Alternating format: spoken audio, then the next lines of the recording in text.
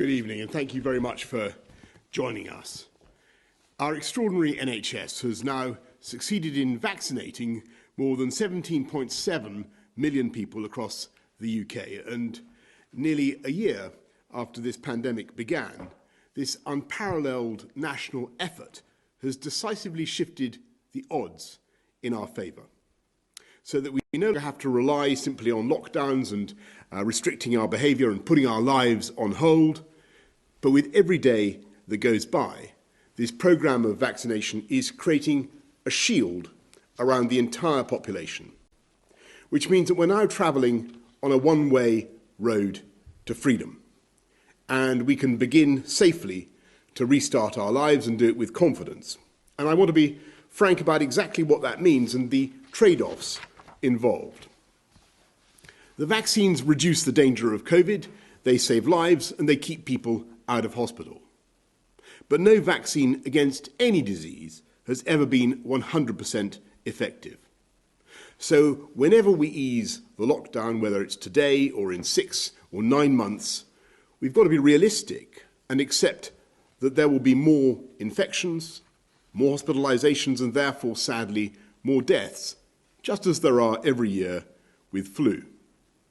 Even if we sustain the lockdown indefinitely, which would itself cost lives and do immeasurable harm to our children, we would not be able to eradicate this disease.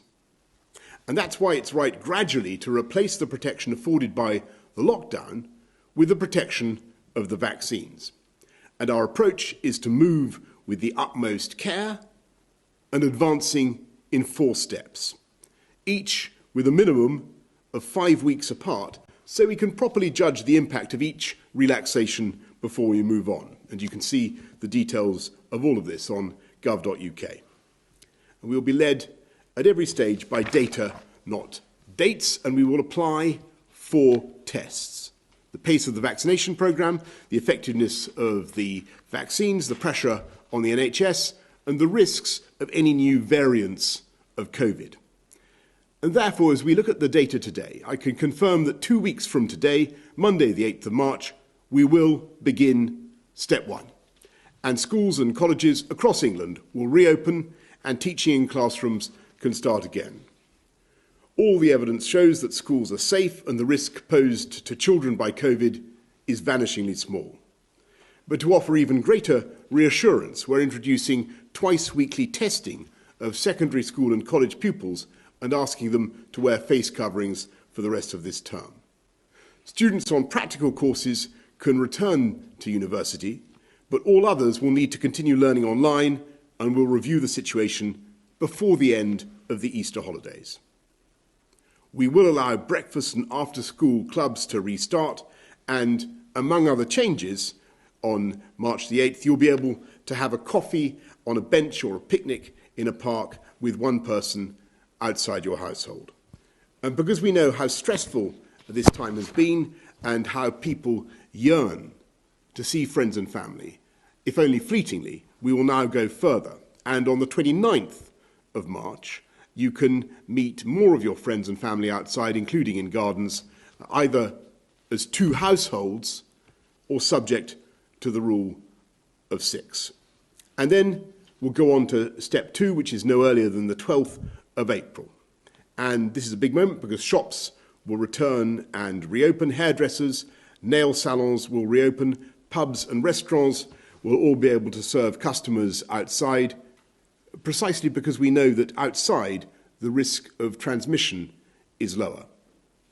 And then 5 weeks after that, no earlier than May the 17th, we'll go to step 3 and open all our hospitality sector to service indoors, pubs, bars, restaurants, along with hotels and cinemas.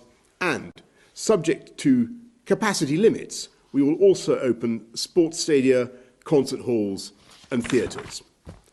And finally, provided we continue to pass the 4 tests, then from the 21st of June, we will go to step 4 and say goodbye to most remaining restrictions, resuming large-scale events like business conferences and football matches, lifting the limits on weddings and reopening nightclubs. All of these steps will apply in England, and the government will continue to do whatever it takes to protect jobs and livelihoods across our whole United Kingdom for the duration of the pandemic. And I know there are some who would like to accelerate the timetable. And I know, of course, there are others who would like to be more cautious and stay in the slow lane. And I understand both points of view, and I sympathise, because levels of infection are still high, and we must strike a very careful balance and always accept that we've got to be humble in the face of nature. But also, we must accept that we cannot persist indefinitely with restrictions that have separated families and loved ones for too long, threatened the livelihoods of millions, kept pupils out of school. It's thanks to the rollout of these vaccinations, many of them pioneered in this country, that the balance of that judgment is now changing in our favour. And thanks to the vaccinations, that there is light ahead, leading us to a spring and a summer which I think will be seasons of hope, looking and feeling incomparably better for us all, and from which we will not go back. Thank you very much. I'm now going to ask Chris to do the slides. Thank you, Prime Minister. First slide, please.